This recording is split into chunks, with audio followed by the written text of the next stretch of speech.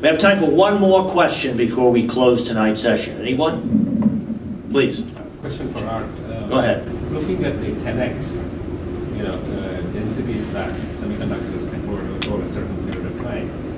In the EDA world, do you see that as a continuum to track that, or do you see some serious discontinuities?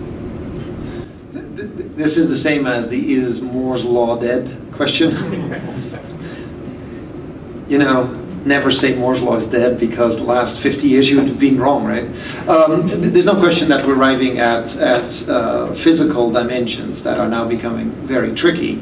But I like to remind everybody that a mere 6-7 years ago, FinFETs was impossible. It was going to be too expensive, too complicated, too fragile, too this and that. And today you have, I would say, all the very high volume design companies are chasing not just 16 or 14 nanometer, we're chasing 10 nanometer as we speak. 7 and 5 nanometer are in development, partially with existing lithography. EUV, you may have read 15 machines were just ordered by some company in the United States. So at a minimum, you don't order 15 machines if you just want to try one out. I think there's a continuation. And that continuation has been over and over again, that the thing that was impossible was not necessarily made possible, but we found a way around it.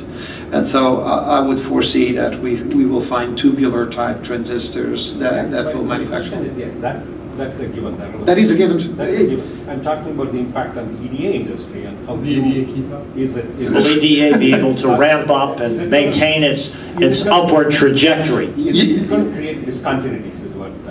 So maybe I'm just completely arrogant or foolish. But in the 80s and early 90s, there was always this, the design gap. Can the design tools keep up with the complexity?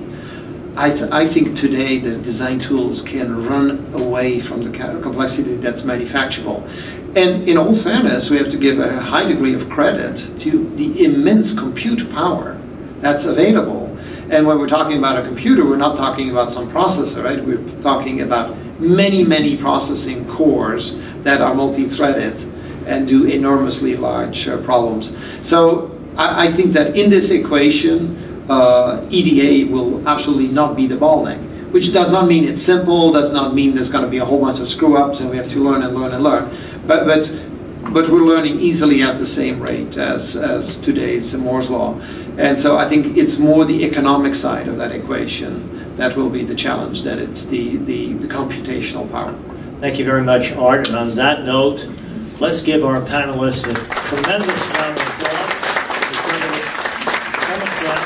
I would also like to thank our sponsor, Keypoint Auditorium. And this session is now officially closed. Thank you for your attendance.